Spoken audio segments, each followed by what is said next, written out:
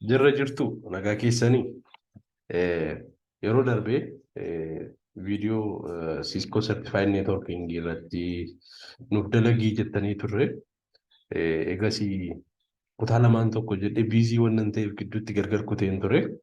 Amma kutaa hafee torbee torbeedhaan viidiyoo lama lama isinii gadhiisuuf hin deema. So kutaa arfaffaa kana keessatti IP'n adreesiin maalidha? Akkamittiin device nuun qabnu internetii irratti waliin haasa'uu danda'a kan jedhu waliin ilaallaa jechuudha. Maaliif furtuun neetworkingii keessatti IP adreesiidha. Fakkeenyaaf namni tokko asii ka'ee kaaffee gaafa deemu moobaayilii isaa waayirleesii wajjin konneektii gochuuf yeroo jedhu yeroo waafaa banu jalqaba maal godha? Moobaayiliin isaa suni anaanna seensisaa jedheetiti broadcast adreesii erga hundumatti device neetworkii sana irratti jiru jechaadha. So achirraati broadcast adreesii wanta ta'eef gara device hundumaa deema. Device broadcastingii kana fudhatee lakkoofsa yuunikii ta'ee meeshaa keenya moobaayilii kennaaf deebisu immoo DHCP server jedhama. Yeroo baay'ee Wi-Fi adapter yookaan ishee girgiddaa irratti fannifamtee jirtu sana walumaan dhufti. So gaaffii akkanaa eeguu argitu lakkoofsi tirfiin yookaan kan irraa hafaa ka device biraan hin qabamiin yoo jiraate meeshaa keessaniif erga isa booda connected ta'a jechuudha. So amma devicein keessan IP argatutti ofirra ishee naannooftu suni lakkoofsa barbaadaa jirti jechuudha. Eeguu isheen ofirra naannooftu sun amma ishee walitti seentutti jechuudha. Lakkoofsa argate jechuun seene jechuudha. San booda daataa erguu danda'a, daataa fudhachuu danda'a jechuudha. So DHCP jedhama jechuudha. Dynamic Host Configuration Protocol jedhama wanti sun. So steepii baay'ee qabachuudha. Devicein seenuu jedhu of advertise godha. Qaamni dhimma kana yookaan meeshaan dhimma kana fudhatee gara hojiitti jijjiiru immoo sana fudhateetti deebii kenna jechuudha. Bifa sanaan communication ta'a. So kutaa ittaanu keessatti gadi fageenya waa'ee DHCP configuration isaa fi akkaataan ittiin hojjetu waliin dubbanna irraaf garuu waa'ee IP address yookaan layer 3 irratti wannoota ta'an waliin ilaaluuf deemu. So kun wantoota nuti amma ilaaluuf deemnudha. So wantoota irraa ibsuuf deemnu akka isiniif galuu fi namni tokko xalayaa barreessee bakka biraatti yeroo ergu jalqaba soorsii isaa eessaa ergamaa jira kan jedhu adreesii guutuu qaba. Bakka inni deemu guutuu qaba. Bakka inni deemu yoo ibsine namichi mana poostaa hojjetu eessatti akka ergu hin beeku. Akkasuma immoo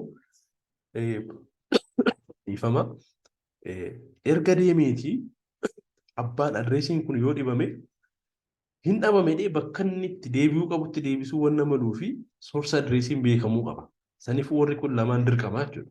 Akkuma kana neetworkii irratti source adreesii fi destination adreesiin baay'ee barbaachisaadha jechaadha. Fakkeenyaaf nuti barreessinee viidiyoo tokko YouTube irraa daawunlood eeguu jennu serveriin YouTube sun eessatti akka buusu eenyu akka isa gaafate beekuu qaba kana deebii kennuuf. Saniifuu source adreesii fi destination adreesiin barbaachisaadha jechuudha.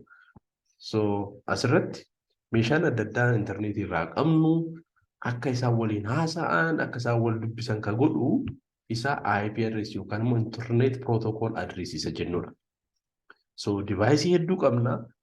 Laptopin addara jiru kuni public computerii as jiru wajjin akka haasa'uu fi adreesii walii beekuu qabu jechuudha. Hundi isaanii immoo yuunikii ta'e akkuma bilbilli keenya adda addaami lamaan isaanii yuunikii ka ta'e argachuun isaan barbaachisaa jechuudha. So bifa kanaan jechaadha IP address boodatti deemina kana gadi fageenyaan. Kabiraan maalidha? IP address eeguu jennu lakkoofsa uniquely computer tokko yookaan moobaayilii tokko kabiraarraa adda baasudha. So structure isaa yoo ilaalle bifa kanaan bakka afuritti qoodama.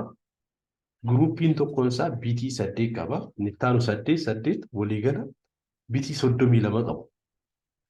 Saniifuu binary numberii dure herrega keetti akka beektanii to the power of 18 meeqa dhufa lakkoofsa meeqa dhufa to the power of 8 jechuun 256 jechuudha. Garuu yogguu fayyadamnu zeerootti hin daballu wanna ta'eef 255 jechuudha tokkoon isaanii. So lakkoofsi nuti asiin barreessinu duwwaa kaasee amma 255tti kunis duwwaa kaasee amma 255tti jechuudha hundi isaaniiyyuu. Saniifuu IP addressiin bifa kana qabaachaa. decimal numberiidhaan eeguu ta'a. So bifa kanaan barreeffamu. Mee gadi fageenyaan itoo seeniin dura silkii yeroo namaa bilbillu +251 naamin jedhee dhufa. Maalidha isheen fuuldura jirtu kun? Yeroo silkii namaa bilbillu 251 kun maalidha? Mee of gaafadhaa. Telecommunication keessatti kuni country code jedhamti. Country code. Biyyi hundumtuu lakkoofsa yuunikii taate 3 qabu jechaadha. Maaliif wanti biyya tokko adda baasu yoo jiru ta'ee yoo yakki hojjetame waan biraan hojjetame kaffaltiidhaafis karaa adda addaa fi beekuun hin danda'amu. So bilbilli tokko yeroo gara bilbila keetti bilbilamu yoo 251 eegalate kan Itoophiyaati. Akkasuma immoo yoo 254 ta'e Keeniyaadha. 253 yoo ta'e Jibuutii irraa sii bilbilamaa jira. Tokko jalqaba taanaan immoo Ameerikaa ta'uu danda'a bakka biraa ta'uu danda'a jechuudha. So lakkoofsa silkii keessa waa lamatu jira jechuudha. Dijitiin 3 fuuldura jirtu biyya adda baasuuf fayyaddi. Neetwoorkii biyya eessaatii kan jedhu adda nu baafti jechuudha. Warri hafanii jiran sagalan immoo maal adda baasu? Kan eenyuutii kan jettu adda nu baasu jechuudha. Inni jalqabaa biyya adda baasaa. Inni lammataa immoo divaayisii sana adda nu baasa jechuudha. Siim kaardii sana adda nu baasa jechuudha. Saniifuu lakkoofsi keenya bakka lamatti qoodama jechuudha. Country code plus user code jechuudha yookaan siim code kan jennu. Akkuma kana IP addressiinis bakka guddaa lamatti qoodama asitti qaamni isaa lakkoofsi nuti barreessinu. Inni jalqabarra jiru network address jenna akkuma 251 jenna. Kan itti aanee jiru immoo host address jenna jechuudha. Host addressiin suni divaayisii adda baasa. Network addressiin immoo networking device keenya yookaan networking subnetii keenya adda nu baasa jechuudha networkii keenya kan jiru. Okay? Sanaafuu network addressii tokko jala host addressii hedduu uumuu dandeenya jechuudha. Kanaafuu fakkeenyaaf Dirreedawaa Yuunivarsiitiin IP tokko yoo bite public IP tokko teelee irraa bitate network addressii tokko bitaa ishee jala akka barbaadetti hostii 100,000 generate godhee fayyadamuu danda'a jechuudha. Yegguu baatu maqaa isa jalqabaa sanaan baati. Yegguu deebitus maqaa kanaan dhufti raawuteriin immoo eenyudha gaaffii sana kan gaafate jedhu adda baafate abbaa ilaallatu tasii gadi ergaa jechuudha. So bifa sanaan dalaga. So gosa lama qabna network address and host address. Network addressiin host addressii hundumaa fi commonidha jechuudha. Common part of the IP address.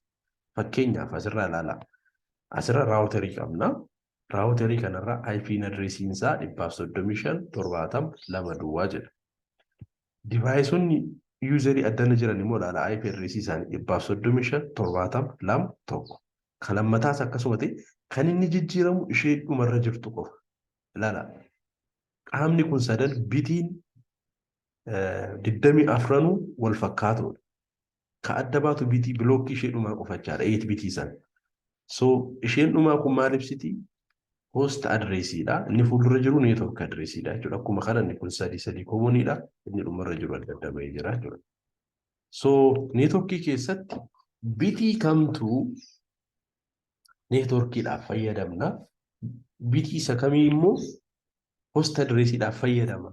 Kan jedhu kan adda nuu baasu isa subnet mask jennudha jechuudha. IP addressii nuu kenname. IP addressii nuu kenname sana keessaa kamtu network addressii naa himu. Kamtu immoo host addressii hima kan jedhu subnet maskiin isaa yoo nuu kenne calculate gochuu dandeenya jechuudha. Okay? Sanaaf nu fayyada. Akkamitti calculate goona kan jedhu booddee waliin ilaalla. So gabaabumatti network address yookaan immoo IP addressiin bitii 32 qaba. Yeroo baay'inariitti jijjiirru jechaadha. 8888. Saniifuu subnet maskiin isaallee akkasuma 32dha. Bitii 32 fayyadamu. Isas bifa baay'inariitti yeroo jijjiirru kana fakkaata. Bifa decimal numberiin immoo akkasii jira. Fakkeenyaaf kana jechuun lakkoofsa warra kana gara baay'inariitti jijjiirru 255 dhufa fakkeenyaaf inni kun. Tokko ala 8 jechaadha. Maaliif 128 yoo walitti taane 255 wanna dhufuuf jechuudha fakkeenyaaf. Kalkuleetarii bannee diimoo gochuu dandeenya kana isinitti agarsiisuudhaaf. So kana baay'inariitti yeroo jirru kun dijitiin isheen jalqabaa 128dhaan itti aanu 64 taanii 32 16 8 4 2 1 amma meeqa dhufe jechuudha 255 dhufe jechuudha so kana jechuun 255 inni kunis hundi isaa bitiin 8 tokko waan ta'eef 255 bifa kanaan maaskii goonaa jechuudha. Okay, so fakkeenya biraadha kunillee IP addressiif subnet maaskii gara desimaalitti yeroo jijjiirudha. Fakkeenyaaf kuni 1010 jechuun kun to the power of 0 dha. To the power of 1, to the power of 2, to the power of 3. Kun to the power of 3 saddeemini saddeetiif lama meeqa taati? Meeqa ta'a alii? Saddeetiif lama. Saddeetiif lama kudhan. Kudhan saniifuu kudhan jechuudha. Kabiraanillee akkuma kanatti jijjiirree dalagna. So diteelii keessattuu isin eenyu qaamni IP kana kontirool godhu amma fakkeenyaaf yeroo lakkoofsa silkii baafachuu deemnu teelee deemnee teeleen nuu kennanii IP adreesiin lakkoofsa yuunikii akka addunyaati qaama kamii kana kan kontirool godhu. Of course abbaa qaba abbaa qabachuun kan governance structure qaba dhaabbati kana kontirool godhu Internet Corporation for Assigned Names and Number jedhamu dhaabbatichi ICANN kan jedhamu jechuudha. So ICANNiin kuni IP addressii wanta wal qabate research isin hojjeta control godha jechuudha. So tola nuun kennamu kaffaluu qabna. IP addressii sana kaffallee bitanna. So yaa kana kan manage nu godhani ICANNidha jechuudha. Fakkeenyaaf ICANNiin divisionii 5 qaba. Sub-regionii addunyaa kanarratti ICANN jala jira. Dhaabbatni tokko Afriinik kan jedhamu Afriikaadhaaf IP addressii dhaabbati kennu jira South Africaadha. Teessoon isaanii isaantu kenna. Asia Pacificiif kan kennu Apni jedhama. Akkasuma biyyoota kaan Ameerikaa manaamni kan kennan Afriin jiru isaantu kenna jechuudha. So dhaabbati kana kontirool godhu jira isa jedhu isiniif ibsuuf jechuudha. So teelee dhattanii bitachuu dandeessu. Fakkeenyaaf weebsaayitii hojjettanii weebsaayitiin keessan intarneetii irra akkasii oolu yoo barbaadan jalqaba IP bituu qabdu. Kanaan achi www jedhamee wanni barreeffamu hin jiru jechuudha. Fakkeenyaaf kan Itiyoo Telekoomii isinitti agarsiisu. My portal Itiyoo Telekoom jettanii yoo barreessitanii asirra seentanii arguu dandeessu. Asirra fakkeenyaaf buy domain kan jedhu jira asirra. Gatii isaa isinitti waggaatti meeqa akka kaffaltanii fakkeenyaaf .itiyoo bittee waggaatti birrii 1,135 maal jedhaa diteeliin isaa asirra jira asirra arguu dandeessu onlaayinii galmooftanii bituu dandeessu eeguu kana bittanii www naamin kan jedhu maqaasaa ni bitattu asumarraa kaffaltichi waluma duukaadhaa jira servera isinii kennu lafa isinii weebsaayitii keessan kaawwattanii fooldarii isaa isinii kennu daataabeezii isinii kennu daataabeezii akka kireetii godhattanii imeelis akka firii kireetii godhattanii isinii eeyyamu jechuudha. So daataa guddaa barbaaddu taanaan gatiin isaa amma 5,200 deema. Inni expensive ta'e isa fayyadamuu dandeessu. Mee gara dhimma keenyaatti haa deebinu. So of course IP addressii gara sanatti deebisuun yoo step qaba. Divisionii fayyadamuu dandeessu, remainder funaantanii hojjechuu dandeessu akkamitti decimal number gara binariitti akka jijjiirtanii jechaadha. So tekniika mataa keessanii fayyadamuu dandeessu.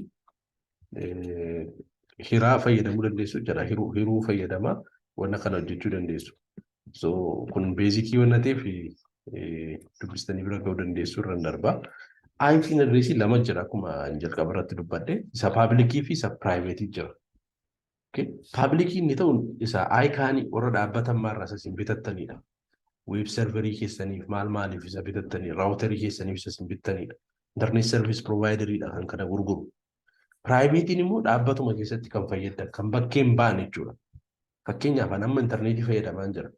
Kompiitara koorraa Zamp serverii install godhee weebsaayitii yoon qabaadhe akkasini dambidolloo teessanii yookaan immoo hawaasaa teessanii aksesii gochuu yoo barbaaddanii andura public IP bitachuun qabaachuudha. Public IP address yoon hin qabaanne accessible hin ta'u gibbii kana keeyaan ba'u lafan tahaa jiru kana keeyaan ba'u jechuudha. So private IP ni isuma locally fayyadamnudha. Publiciin immoo namni Ameerikaa jiru servera keenya yookaan web serverii keenya akka access godhu kan isa taasisudha jechuudha. So public yoo barbaanne you need to pay for that. Private asumatti locally DHCP server is in auto based on the configuration that you made. Okay. So IP address already we have mentioned about this one and dotted decimal notation is going to be if I can so kutala makamba nira jalqaba waan ilaalle detail isaa keessan seenu network part and host part kun subnet kam keessa jira ka jedhu kanutti musa kana host kam yookaan device kam ka jedhee adda nu baasu immoo host number kanadha jechuudha.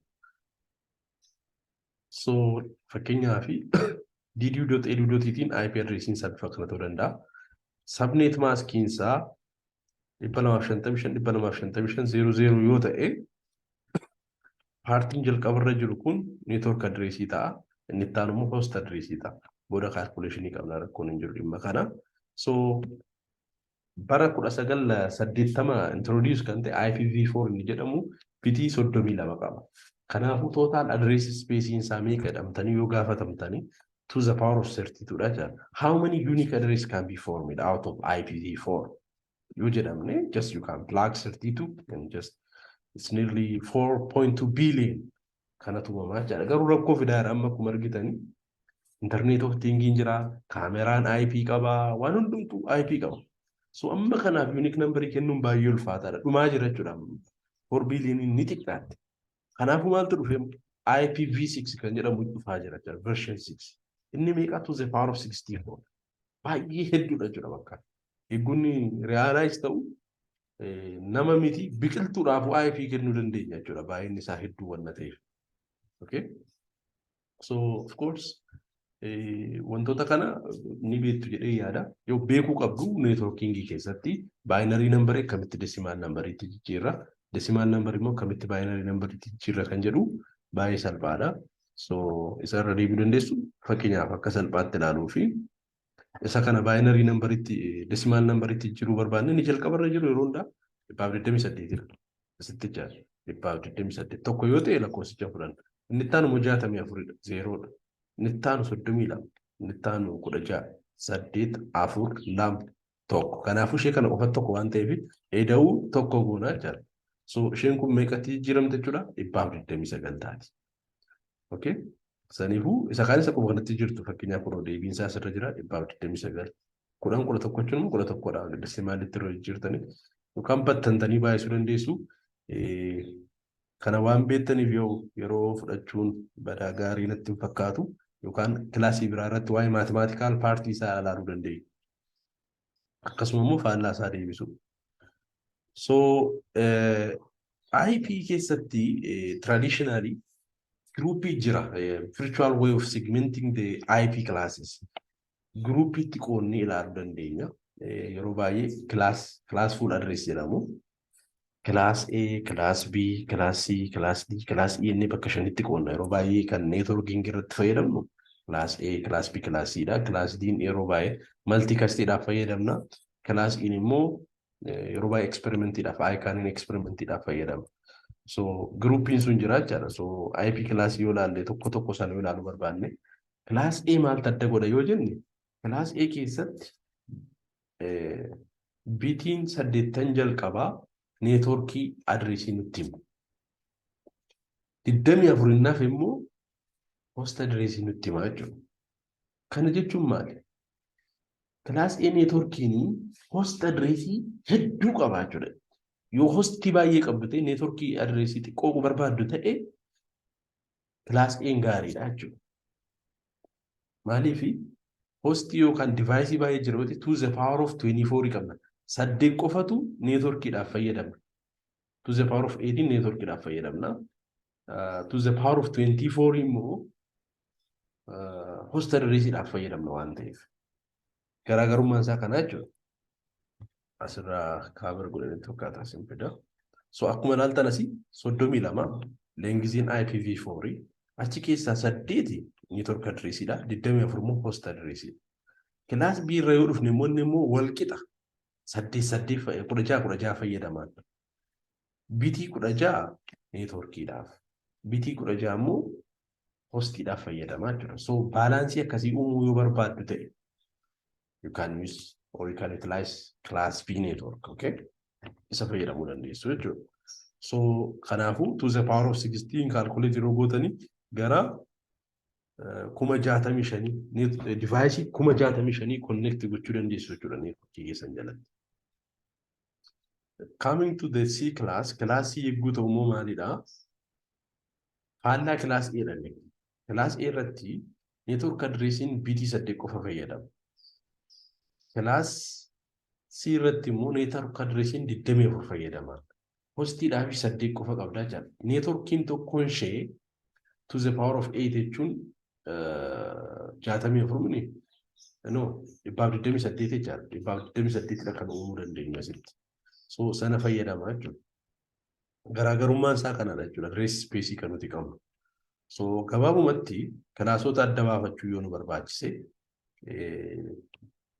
gaaffiin nu kenname IP'n addressiin bifa desimaalidhaan yoo dhufe first octave jechaadha. Ishiin 8 jalqabaa yoo tokkoo fi amma 127 gidduu taate class A jenna. Subnet maskiin isa kanaa 255. Maskiin isaa. Class B immoo 128 amma 194. Kanarratti 64 dha jechuudha. Isuma kanarratti 64 yoo hidhaatanii reenjii isaa argattu. Isa kanarratti immoo 32 yoo hidhaatan isa kana dhufa. Isa booda 8 da'uudha. Kabiraachaa. So ijaan ilaallee himuu dandeenya jechuudha. Baayitiin jalqabaa tokkomma 127 yoo ta'e class A dha. Akkas ta'e class B dha. Yookaan immoo binary number itti jijjiirree akka kanaan ilaaluu dandeenya. Bitiin jalqabaa yoo 0 taate we can say that this is a class A. 10 yoo ta'e B, 110 yoo ta'e C, D akka kana, E akka kana bifa kanaanis ilaaluu dandeenya. Okay? Yeah, flow chart isaa agarsiisuudhaaf. So classiin IP kanaa maalidha jedhamne yoo gaafatamne bifa kanaan. So class A identify gochuuf bitiin jalqabaa geessuudha. Yoo isheen 0 taate A dha bakka definitely. Inni itti aanu tokko yoo ta'e inni sadaffaa yoo 0 ta'e B dha akka kanatti. Flow chart kana fayyadamne classii isaa yookaan group isaa baruu dandeenya jechuudha. So for example, this is another question. How can we prove that we have this much number of addresses in class A? So imagine class A address keessatti bitiin tokkoffaan 0 dha. So 0 yoo taate adda baasuu dandeenya. Bitiin tokko gaadha jechuudha. A ta'uuf dhiisuu isaa adda baasuuf. Saniifuu 32 hir'isuu tokkodha. 31 to the power of 31 to the power of 31 means this much number. So so bifa gabaabaatti ammoo kana jalqaba ilaalleerraa A'n duwwaadha amma 127ti B'n 128 amma 191ti. So bifa kanaa ilaaluu dandeenya jechuudha. So kabiraan immoo maalidha kan kilaasii hin qabne jechuun amma yeroo ammaa kana nuti fayyadamnu classless interdomain routing jedhama. CIDR jedhama jechuudha. CIDR kana keessatti variable length fayyadamna. Subnetting fixed miti jechuudha. Maybe clearly akkasiin ta'uu fi class A taanaan wanni takka class A yoo ta'e subnet masking isaa akkas 255 duwwaa.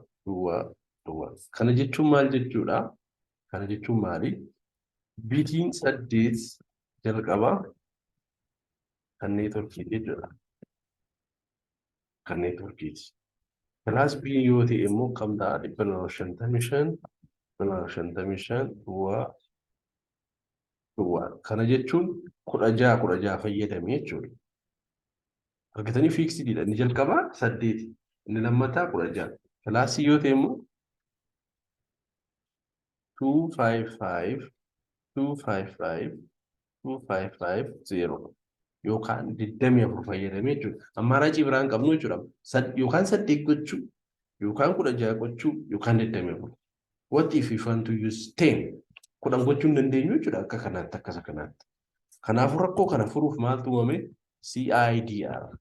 Classless interdomain routing. Bakka kilaasii kan hin qabne. Yoo barbaanne /1, yoo barbaanne /2, /3 jennee dalaguu dandeenya jechuudha. Fakkeenyaaf 8 beekamaadha class A dha 255 duwwaa. 9 isatti aanuudha bifa kanaan hojjechuu dandeenya.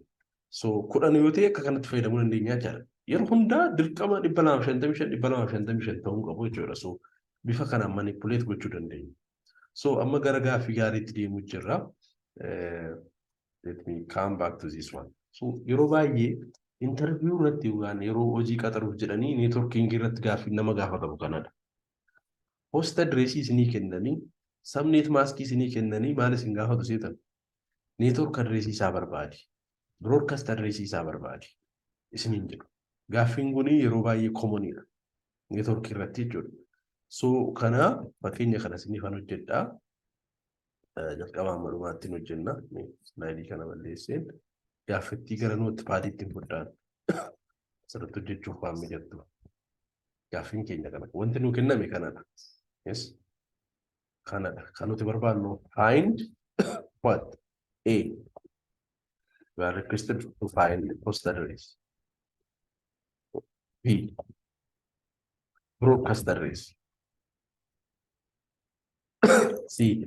How many host address? What's the last host address? Gaaffii hedduu uumamuu danda'u. Kana yeroo baay'ee argeeraan interview irratti waa hedduu irratti isin gaafatu gaaffii kana. So host addressii barbaaduu fi host addressii barbaaduudhaaf maal gochuu qabna? Host addressii akkamitti arganna yoo jettanii jalqaba IP addressii isa kenname gara baayinariitti jijjiirra. Isa kanatti maaskii kanas gara baayinariitti jijjiirra. Isa booda end operation maatimaatiksii irratti end beektuni. Endeenii tiruu kan inni ta'u yoo tiruu ta'e qofa. Tokko keessaa foolsii taanaan foolsiidha jechuudha. Isa hojjennaa isa booda deebinee desimaalitti jijjiirree argannaa jechuudha. Steeppiin isaa asirras jira. Kun akkuma argitan jalqaba IP addressii isa nuu kenname gara baayinariitti jijjiirra. Isa booda subnet maskis gara baayinariitti jijjiirra. Isa booda end operation hojjennaa jechuudha. End hojjenna. So san hojjechuuf amma tokko isaa gara interneti jijjiiruu qabna jechuudha amma isa kana. Gara baayinariitti jijjiiruu qabna. Kana baayinariitti akkamittiin jijjiirra? 192 so gana maatisiidhaan amma jiru onlaayiniin fayyadamaan. Decimal IP to binary online converter fayyadame jechuudha. Yeroo qusachuuf. So IP masana fayyaa isaan barreessaa. So convert to IP in jedhee kun naa jijjiiree jiraannu yeroo gabaabsuu malee hirtanii argachuu dandeessu baay'ee kan hojii cimaa miti. Akkasuma immoo sabnis maaksii kana gara IP binary number itti jijjiirtu. Mata duree biraan qopheessa isaa maatimaatiksii isaa karaa kutaa akkamitti akka hojjettanii yeroo viidiyoon akka hin baay'annee fi amma kana ta'a. So amma kanan jijjiiree isa kana. Amma gaa maal goona seetan? End operation hojjenna gaamu. Host addressii argachuuf deemu. End operation hojjenna jaa. Endin kan tiruunni ta'u yeroo hundaa lamaan isaanii yeroo tiruu ta'udha. Waan jedhanii lamaan isaanii wal fakkaataa ta'e inni tiruu waanii gootaa jechuudha. Inni taanus akkasuma waan no sorry asitti jaa. Tokkoon isaa keessaa duwwaa taanaan duwwaadha. End operationii. Miti yali? Yes, yes. Tokko lama sadii afur shan ja'a. Dhugaa goone. Inni taanus kuniif kun tokkoon godhe. Lafa duwwaan jirtu duwwaadha yeroo hundaa. Lafa tokko immoo tokkodha. Tokko. Goone mas amma akka jirutti warra kana yeroo laaltan duwwaadhaani. Saniif kan jala jiru hundi isaa duwwaa ta'a. Afur lafa tokko taate qofa tokko goona jechaadha. Duwwaa tokko duwwaa. Kana jechuudha. Amma gaa host addressii gara desimaalitti jiruu dandeenya. Host address is equal to amma gaa kana gara lakkoofsaatti jijjiirama decimal numberiitti. So kana jijjiiruuf immoo just addition kana jechuun 28 kana wal deebisu eda'u 64 jechuudha. Kun meeqa 192 dhufee jechuudha inni jalqaba 192 dhugaa inni taanu immoo clearly godheen kana sorry masaafidu saayizii isaa guddatte so anyways inni jalqaba 128 eda'u soddomii lamaa ida'uu saddeeti. Baaf 68. Kadhumaa to the power of 0, to the power of 1, to the power of 2, 4 plus 1, 5 dot. Kadhumaa kuni inni dhufti. Kadhumaa kun to the power of 1, 2, 3, 5. Soddomii lama ida'uu 16 taati isheen immoo. 48. Kanaafuu maal arganne jechuudha? Host address arganne jechuudha. This is a host address. Amma immoo maal gaafatamuu dandeenya? Broadcast address nu gaafachuu danda'u. Broadcast address argachuuf maal goona dura? Riibii kana barreessuu dhagaan nan galagalcha. Kana reverse goona isa kennamee jiru kana. Subnet mask isa tokko ta'e duwwaatti jijjiirra, isa duwwaa ta'e immoo tokkotti jijjiirra deebifne. So kana hunda 1 2 3 4 5 6 7 8 goonani kanas akkasuma goona duwwaa goona. Reverse goona waan ta'eef hin goone kana immoo iddoo ishee wal jijjiirsisnaan swap goona sitti. Maaliif inni tokko ture duwwaa ta'an inni tokko ture immoo duwwaa ta'a. Amma gaa oorii hojjennam. Indee miti amma immoo. Okay? Broadcast. Kanaafuu oorii taanaan tokko miti ishee tokko taanaan tokkodha. Tokko duwwaa. Tak tokko duwwaa. Hop. Duwwaa tokko. Ooriidha waan ta'eef lafuma tokko jirtu barbaadudha. Tokko jiraannaan tokko. Saniifuu amma gara desimaalitti jijjiirra kana. Kun sila warri hojjenneerra meeqa dhufe kun? Baaf 92. Baaf 68. Intaan 5 dhufti isheen kunis 5dha. Kan jijjiiramtu ishee dhumaadha. Kana jechuun meeqadha? Baaf 28 32 kaanii walitti dhaan 32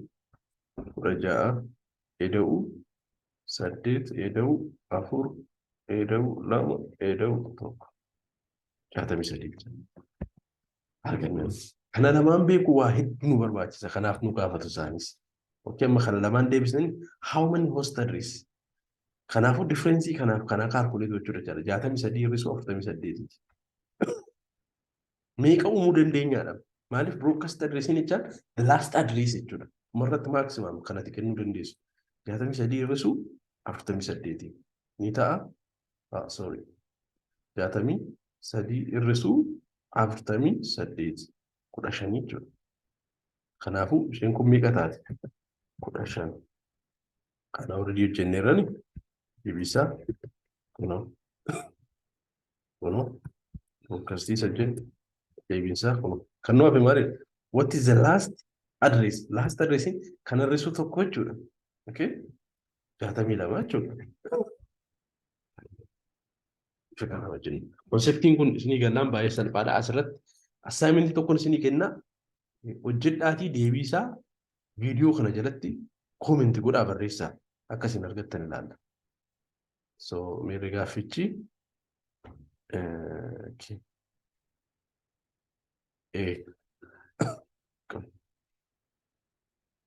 kun asirratti ilaalladhaa gaaffisaa pauzii godhaa ilaala. Kanatti isinii kenname IP address kana maal jedha gaaffichi? Kilaasiin neetworkii kanaa maalidha? IP isaa hoo maalidha? Network address isaa, broadcast address isaa maalidha?